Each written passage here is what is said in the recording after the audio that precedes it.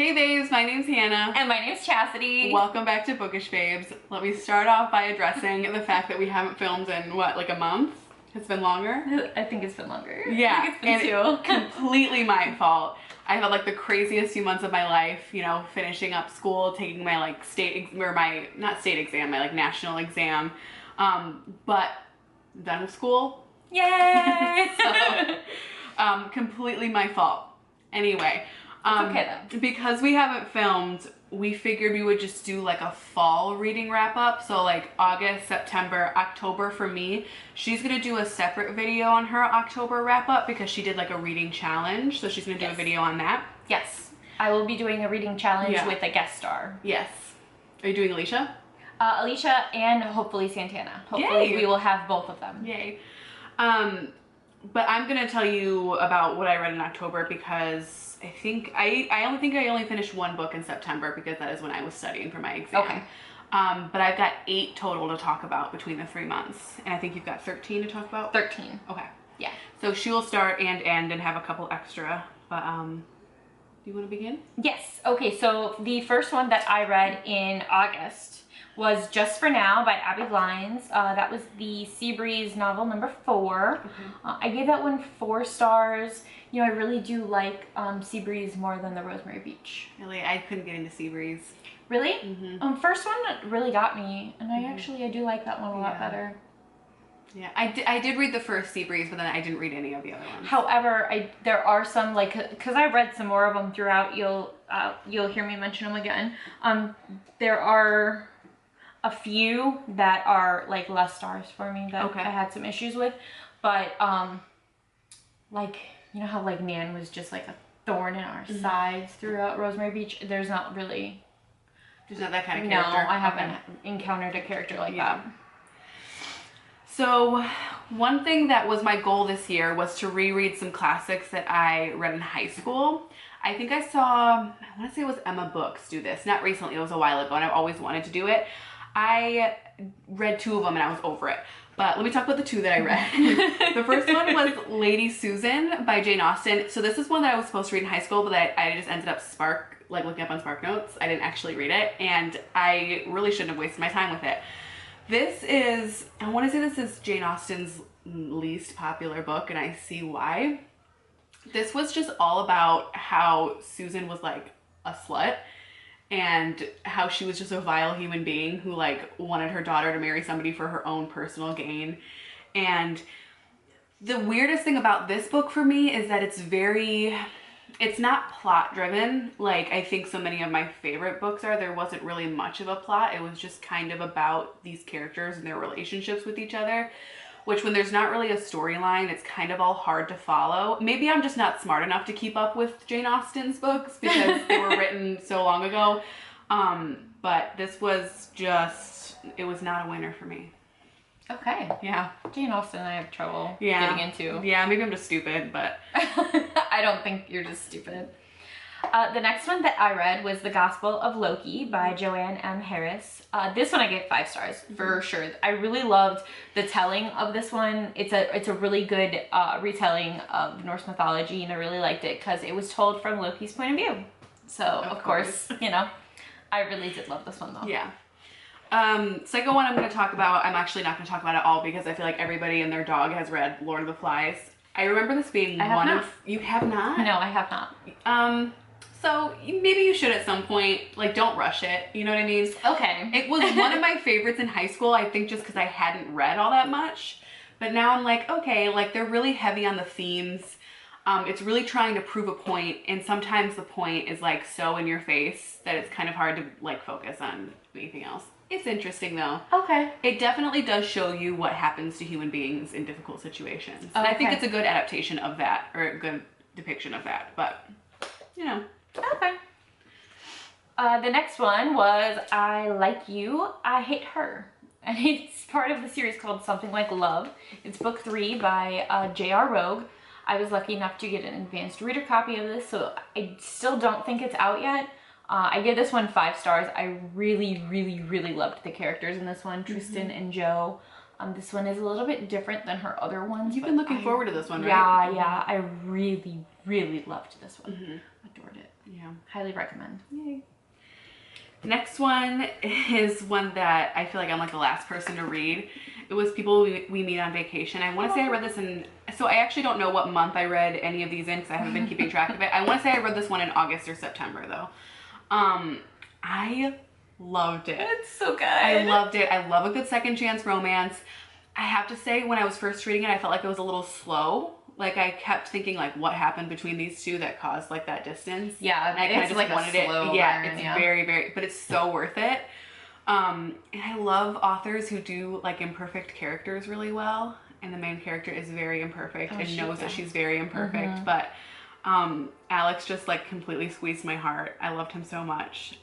This was such a good book. I would highly recommend it if you're one of the few people who haven't read it yet. For sure. In the Garden of Spite by Camilla Bruce was my next read. I gave this one 4 stars. It's about the widow of Laporte, which I didn't know very much about that story going into it, so it was very interesting reading about that. I was a little bored at the beginning because it talks a lot about her sister and the other family, and I was kind of like, get on with it. I want to know more about her. But after like listening to the entire book and then listening to the author's note, I understood why. Like I understood why she talked more in the beginning about like the rest of the family. Yeah. And like the sister did end up playing a much bigger role in the end. So like it was necessary. It was necessary and I understood it, but like I definitely felt like it was like, oh god, dragging through. But yeah, it was good. It's really good. So this is like another example of why I just think I need to stop reading classics because I feel like I'm too stupid for them. But like I didn't. This is like it's called Selected Poems of Emily Dickinson, and you'll know about this too. But like if you've ever worked at a bookstore, you know how around Christmas time they bring out like these special edition copies of classics. And so I bought this last year around Christmas time. Yeah, it's beautiful. I don't know if you can see it on camera. It's really pretty.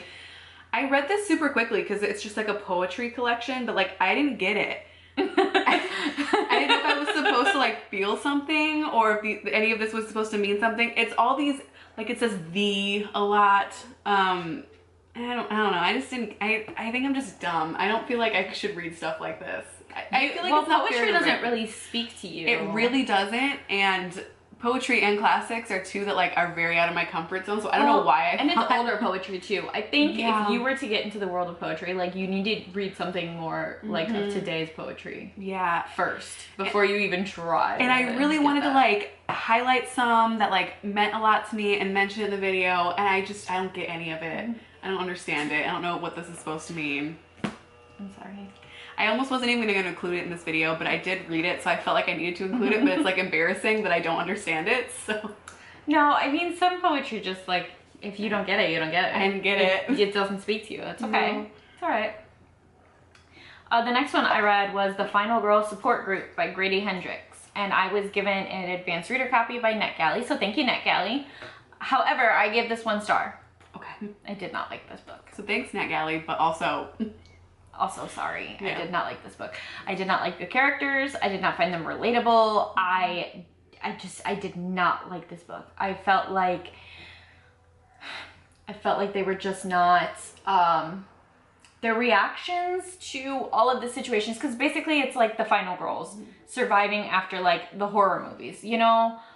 All the girls who survived and then living afterwards. And I felt like all of their reactions to all of these things that had happened were either really over-exaggerated or just unbelievable. It's not realistic for it's like how just not realistic. And I felt like it was just almost like kind of making fun of them. Almost. Okay, like it was meant to be satire, but it wasn't quite pulled off. Yeah, I don't know if that was the intent, but if it was the intent, I don't think like it worked. At least not for me. Okay. Like I just didn't like it. Yeah. I struggled through it. Fair.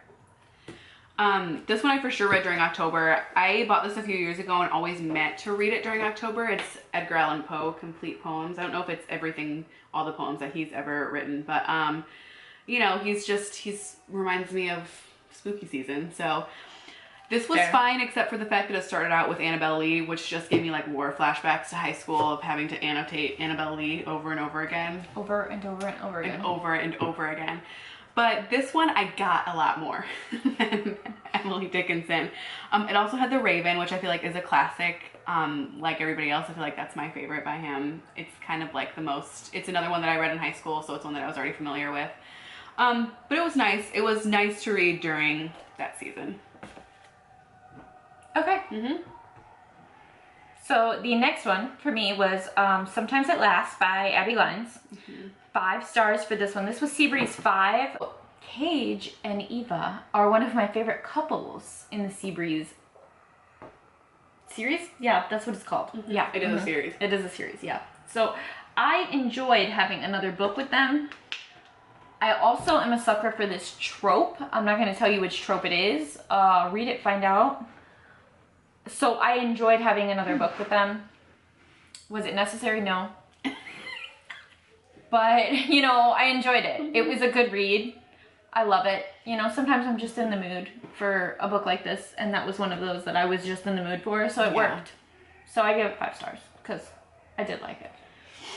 So if you don't mind skipping to yours, because I want to talk about kind of the same one, Candy Steiner released the 5th anniversary edition of A Love Letter to Whiskey. Okay. And at the end of it is a novella. What? So that's another one that I read. It was so good. It's from Jamie's perspective. It's so good, Chasity. It's so good. What? It's everything that I need. A Love Letter to Whiskey is one of my all-time favorite books. And I read it. Yes, that's why I mentioned it, because it's also on her list. It's one that I've been telling her to read forever, and she finally read it. It's so good.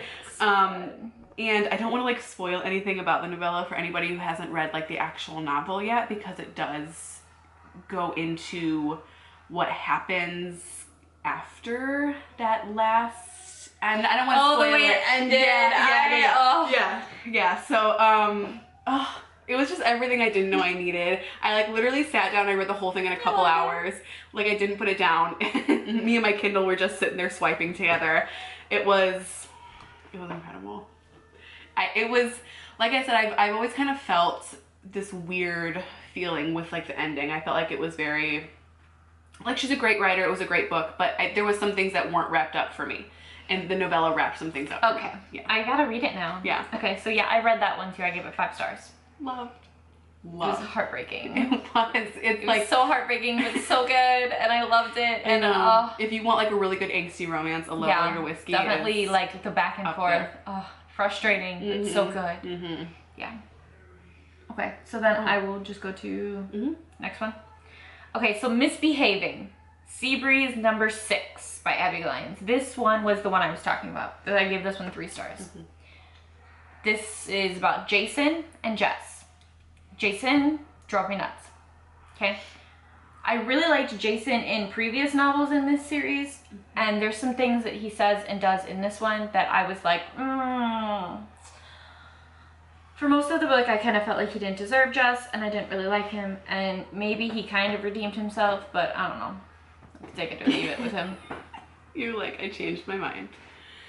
He reminded me a little too much of other people. Oh. So. Okay. He could just, you know. Just shoo-shoo. Shoo-shoo. Next one on my list is Milk Fed by Melissa Broder. This came highly recommended to me by somebody that I work with, actually. And I just... Milk Fed? Milk Fed. And literally the cover is a breast. It's supposed to look like a breast. It was promising, and I read the synopsis and I was like, oh, this sounds super good. It's about like this girl who, just the way that she was raised and the way that she is now as an adult, like she struggles with disordered eating because of her mother and, you know, various other things that have happened in her life, and also just her mental state. And then she meets this woman who's like very free in herself. And this just missed the mark for me, because I don't want to like gatekeep disordered eating, but it's like, as somebody who has also struggled with it in the past, the fact that she is so concerned about other people's weight really bothered me. Okay. Really bothered me. She put a lot of emphasis on this woman, the fact that this woman was heavier. And I don't like when people who struggle with disordered eating like bash larger body people, because to me that like you're kind of contradicting yourself. Also, it was just kind of weird. It ended up, with her kind of fantasizing groups of people, which I also didn't like. Like there was a point where she was like fantasizing sleeping with older women, and then she was fantasizing sleeping with larger bodied women, and I didn't like that aspect of it either. It just kind of missed the mark. There was a lot of parts where I felt like it was supposed to be meaningful, but it just like didn't quite hit it on the nose for me. Yeah. Yeah, that sounds... I'm sorry. That sounds... It wasn't a good time for me. I'm not gonna Doesn't sound like a good time for you. But the person that I work with who read it really loved it, so it might be for somebody else. It just like wasn't for me. For you. Yeah. Okay. The next one I read was Dear Child by Romy Housen. I definitely don't know if I said that name right. I give this one 4 stars. This book was a trip. Really? Definitely. Yeah. This one was like edge of my seat. Had no idea what was going on most of the time. Questioning everything. I don't know whether I believe this child, this adult. I have no idea what the hell's going on, but I liked it. Why the 4 stars, not a 5 star? Because some of it, I don't feel like it was all wrapped up. Like, I'm still questioning some things. Mm-hmm. And that may just be my own, like, distrust of everyone. Because there's, like, certain characters. Yeah. If you read it, like, I'll tell you. Because I don't want to, like, be like, hey, I don't know about this person or this person. And, like, ruin the book for any of you. But if you read it, I'll be like, hey, what'd you think? Yeah, what's your opinion on this moment? So there's just things that I don't know if they were really wrapped up for me. Okay. But it's definitely a psychological thriller that, like, whew. Yeah, that was a ride. Last one I had to talk about is a complete 180 from that. It's a nonfiction. It's called Vagabonding. It's by Rolf Potts, I think is how you say their name. I listened to this on audiobook. I have always been fascinated with the lifestyle of like full-time travel, and this was one of the books that I read kind of in research of it, but it was different than anything I've read because it's more like the logistics and like how to pull this off, how like a normal human being can pull off long-term travel, even or full-time travel, even if it's not long-term. Okay. Because I feel like so many of like the full-time travel books that you read are people who've been doing it for years, and that's just like not realistic for most people. Like he's like, you could do this for a month, but like here's how to pull it off, and here's things that people won't tell you, and here's things to prepare for. And I really liked it. It was cool. Like I said, I listened to it on audiobook. I kind of wish I had read it because I could like highlight and like bookmark things, but I don't have a physical copy of it. But it was interesting. If it's like a lifestyle that you're interested in, I would recommend it. Okay, so the next one is Flower Crowns and Fearsome Things by Amanda Lovelace. This one I gave 5 stars. This one I did get an advanced reader copy from NetGalley. So thank you, NetGalley. I adored this video is collection. sponsored by NetGalley. Right, for real. I've read so many from NetGalley's. So I really loved this collection. I really feel like I needed this collection. Like at this moment in my life, it was just what I needed to read. It was very empowering, very powerful. You got it, unlike me. I did get it. Yeah. I did get it, and I felt it. I think you would get that one. Okay. Yeah, so maybe that one. Okay, that would be a good one to start out Yeah, with. it is out now, so you not know. Emily Dickinson. Maybe not Emily Dickinson. But yes, definitely. Is that all for you? Yeah, I'm out, so. The next one was Guilty Pleasures. That's the first book in the Anita Blake Vampire Hunter series by Laurel K. Hamilton. I always wanted to read that one. Oh, listen, sis. 5 stars, okay? Really? I have a physical copy. I should read it. Sis, I don't know if you've been looking at my October reading wrap-up, but I am now currently I'm listening to book 9. Is that good? I am engulfed in this world, okay? It's good. I like it. Isn't that one of Jess's favorites? It's her favorite. I was gonna say, I think I've mentioned that I wanted to read it, and she's like, girl, you mean my favorite book ever? It's her favorite. Yeah. And it's good. It's good. Yes. 5 stars. 5. Okay. And then a total 180 for me. Oh no, we were just talking about this before. I feel bad because I recommended this one to her. And she brings up good points. All right, so let's get serious for a minute Yeah. here. The next one I read,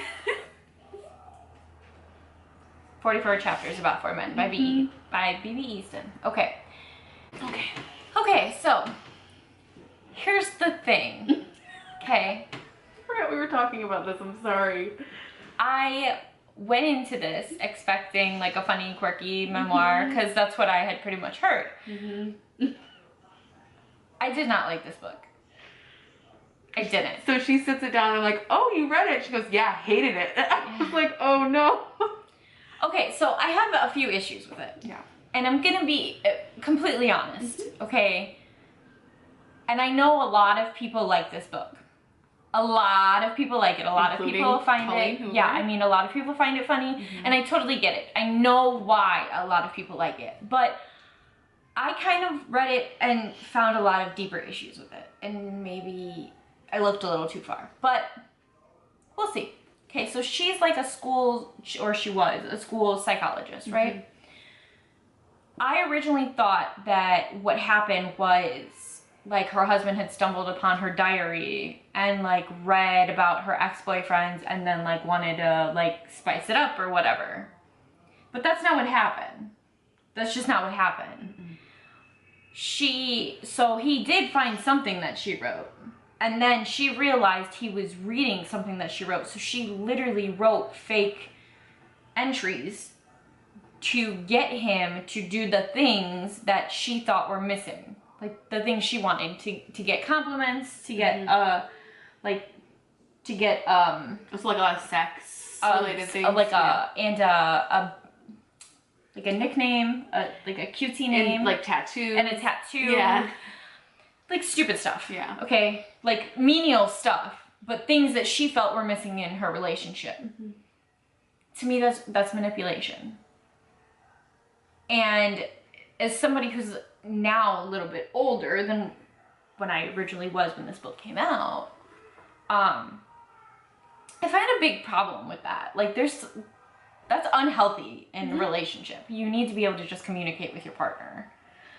Second of all, the way that she talks about her exes in this book is not okay. It's just not okay. There's the second one, Harley specifically. Yeah. She calls him Ding Dong because she thinks he's stupid. Like he has a low IQ. Yeah. She talks really bad about his teeth. And I mean, I have a very, very big problem with like just pointing out people and stuff like that. Like we're all guilty of it, obviously. But like to sit there and go on and on in a book about it, like you're just coming off as a very vile person. And it's ugly. It's very ugly to just continually attack somebody in a book. Especially, I have a issue with the fact that it's a memoir. So like we're led to believe that all of this really did happen in her life, but then the 4 books that she wrote about her exes and her current husband are marketed as romance novels, which confuses the hell out of me. Yeah. I'm not sure on that. So I actually forgot that it was a memoir until you told me that it was a memoir. So that really confuses That's like me. not something I ever processed. But my biggest issue is we as women strive to be equal. We want equality. It goes both ways, however. If this book was written by a man talking about his wife and his exes like this, You would never be able to work again. he would be ripped to shreds. This book would not be successful and it would not have a show. It's not okay. It's all very fair. I don't know if I read it now if I would feel the same way about it, but who knows? So I am willing, I'm gonna sit here and I'll take the hate and I'll fall on the gauntlet. No, I'm guarantee you're not the only So- person who feels that way about it. I don't like this book. I don't think it's okay. I would give it 0 stars if I could. I remember when I read it, I remember liking it. I'd have to go back to our videos because I think I read it at least a year ago. I had to go back. I remember liking it, but like I said, after she brought that up, I don't know if at this point in my life I would still like it. Maybe I would because I'm a horrible person, but... I mean, I think I understand like where people are coming from. Yeah. Like it's an easy read. Like you could just get through it. If it was fictional, I think it would probably be a lot easier. But then again, her other ones are classified as fiction, so I don't think a lot of people think about that. It's confusing. No, like I It's just confusing. mentioned, I like forgot. Even when I was reading it, I didn't process that the fact that it was a memoir when I was reading it. Yeah, it's confusing. Mhm. So I really don't think it is, because so much of those stories that she told were like I really hope dramatized. not, because like I said, it really portrays you as a vile person Mhm. if those are all true stories. Yeah. So I hope not. But moving on to my very last one, which I'm ending on a really bad note here, guys. Skeleton King no. by Charity B. The Dirty Heroes collection, number 9. I did not finish this. I got about 20% in. I am a huge Nightmare Before Christmas fan. If you are a huge Nightmare Before Christmas fan, if you like Nightmare Before Christmas in any way, shape, or form, don't read this book. Okay? All right. Glad we had that cop.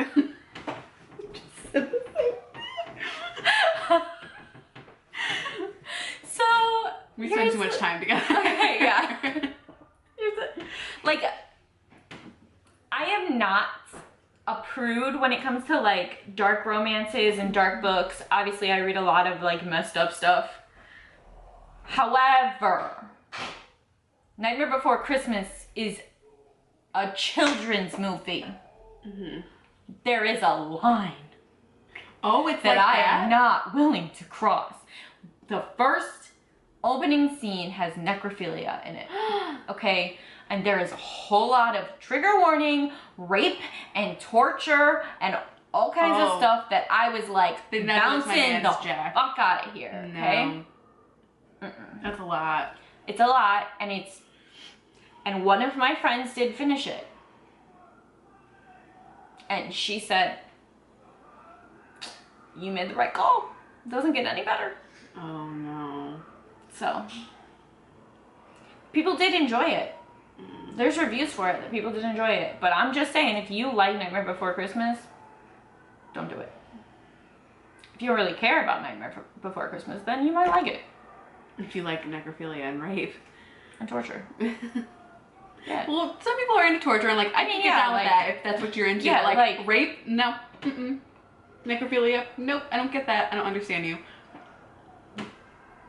Just like, I just can't. With Not with Jack? Jack and Sally. I just can't. You just can't do that to me. No. No. They defamed him. I can't. Mm-mm. Yeah. No. So that's our wrap up.